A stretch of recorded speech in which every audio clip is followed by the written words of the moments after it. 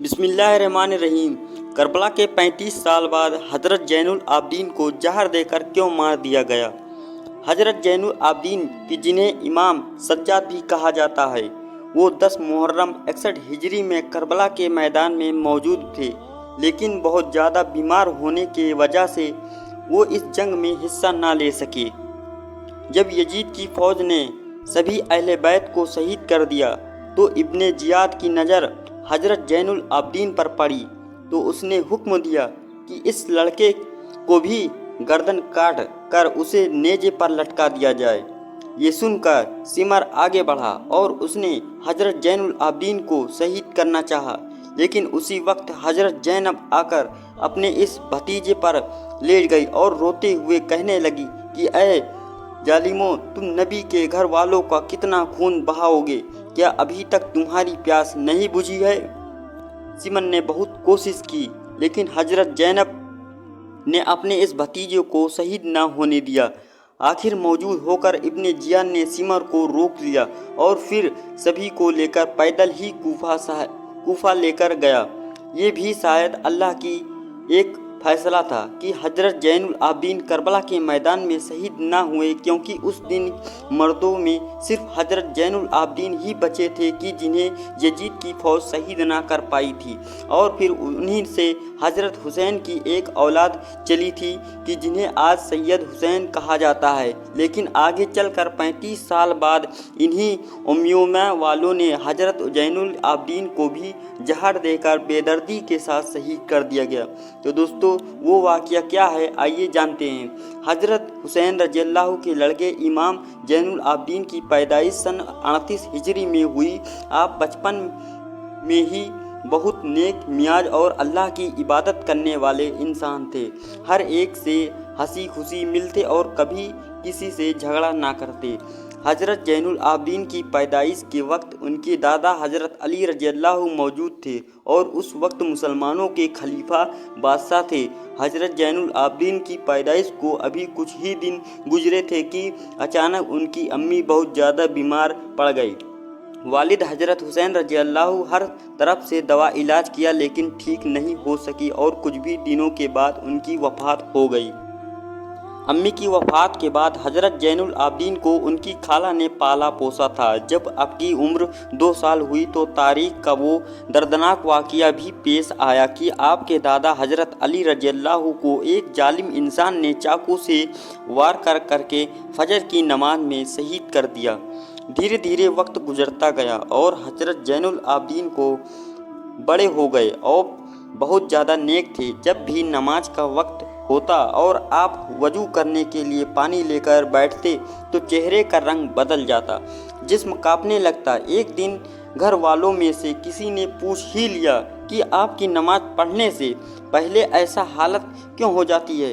تو حضرت زین العابدین نے جواب دیا کہ اللہ کے سامنے کھڑے ہوتے ہوئے مجھے ایسا خوف محسوس ہوتا ہے کہ اس سے میرے چہرے کا رنگ بدل جاتا ہے۔ وہ جب بھی نماز کی نیت باندھتے تو اکثر 2 رکعت میں صبح ہو جاتی۔ ساری رات قرآن کی آیتیں پڑھ کر روتے رہتے۔ حضرت زین العابدین اتنے زیادہ سجدے کرتے کہ آپ کا نام ہی سجاد رکھ دیا گیا، کیونکہ عربی میں سجاد کے معنی ہوتے ہیں بہت زیادہ اللہ کو سجدہ کرنے والا انسان۔ ایک بار بازار میں کسی جاہل انسان نے حضرت زین العابدین کو برا بھلا کہنا شروع کر دیا، لیکن آپ نے اس انسان پر کوئی دھیان نہیں دیا بلکہ خاموش ہو کر وہاں سے جانے لگے۔ تو وہ انسان غصے میں کہنے لگا کہ اے سجاد بن حسین، میں آپ کو برا بھلا کہہ رہا ہوں، آپ مجھے جواب کیوں نہیں دیتے؟ تو حضرت زین العابدین نے کہا کہ میرے نانا پر جو کتاب نازل ہوئی اس میں لکھا ہے کہ جب بھی تم سے کوئی جاہل بحث کرے تو اسے نظر انداز کر کے نکل جاؤ۔ دوستو، حضرت زین العابدین کی شادی 57 ہجری میں انہی کے چاچا حضرت حسن کی لڑکی حضرت فاطمہ رضی اللہ سے ہوئی۔ آگے چل کر آپ کے 11 لڑکے اور 4 لڑکیاں ہوئی۔ آپ کے لڑکوں میں سے سب سے مشہور حضرت بکر اور زید شہید ہیں۔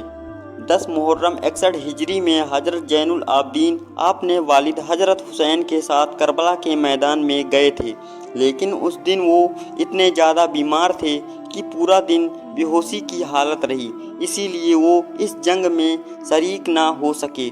लेकिन इब्ने जियाद ने हजरत जैनुल आबदीन को कैदी बनाकर उन्हें यजीद के सामने दिश्मक में पेश किया।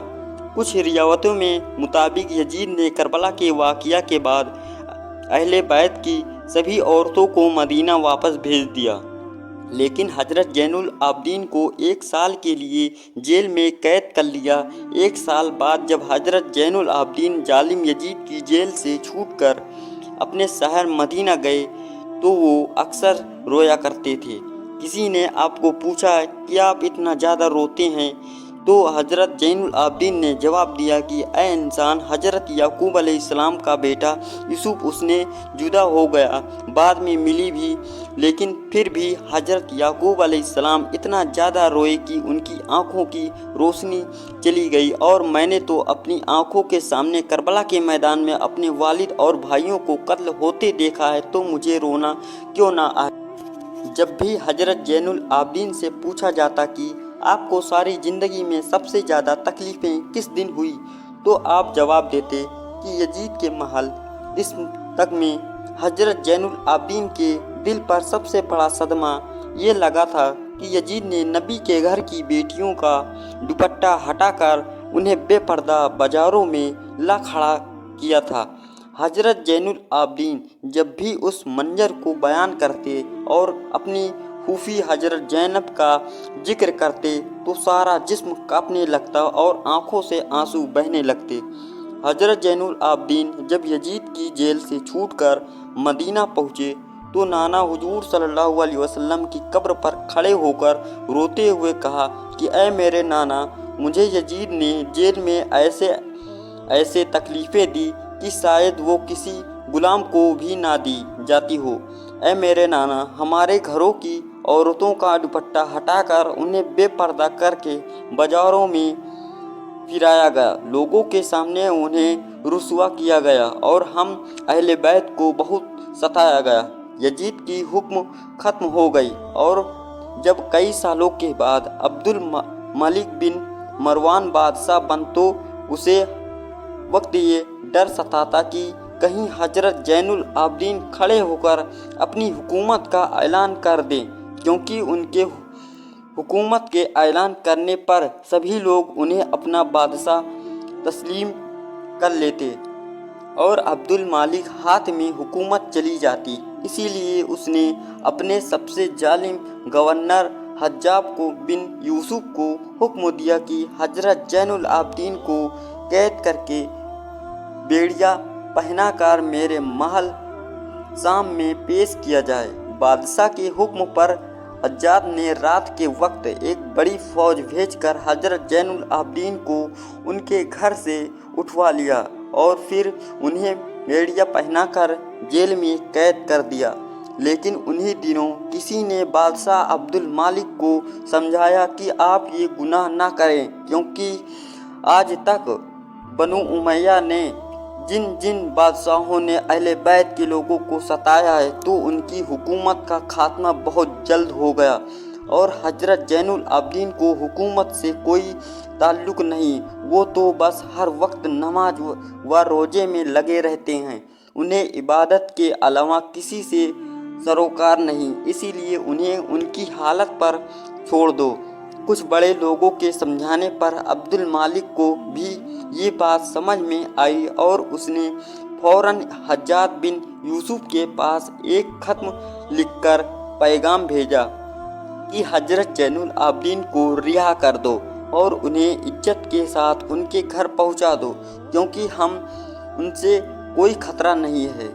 उसके बाद अब्दुल मालिक के ज़माने में हजरत जैनुल आबदीन को किसी तरह की भी तकलीफ़ें ना दी गई, लेकिन जब अब्दुल मालिक की मौत हुई और फिर उनका लड़का वालिद हुकूमत का बादशाह बना, तो उसने सबसे पहला काम ये किया कि हजरत जैनुल आबदीन को जहर देकर शहीद करवा दिया, क्योंकि उसे डर था कि कहीं हजरत जैनुल आबदीन उठकर अपनी हुकूमत का ऐलान न कर दें। کربلا کے واقعے کے پورے 35 سالوں کے بعد 25 محرم سن 95 ہجری میں حضرت حسین کے اس لڑکے حضرت زین العابدین کو بھی زہر دے کر شہید کر دیا گیا اور ان کی تعزیت و تدفین انہی کے لڑکے حضرت بکر کے نے فرمائی۔ حضرت زین العابدین کی قبر جنت البقیع میں حضرت فاطمہ رضی اللہ کی قبر کے پاس ہی بنائی گئی۔ آپ کی وفات کے بعد آپ کا ایک خاص اونٹ آپ کی قبر کے پاس آ کر بیٹھ گیا اور برابر روتا رہا، یہاں تک کہ 3 دنوں بعد اس اونٹ کی بھی وفات ہو گئی۔ اللہ تعالی ہمیں بھی ان لوگوں کے نقش قدم پر چلنے کی توفیق عطا فرمائے۔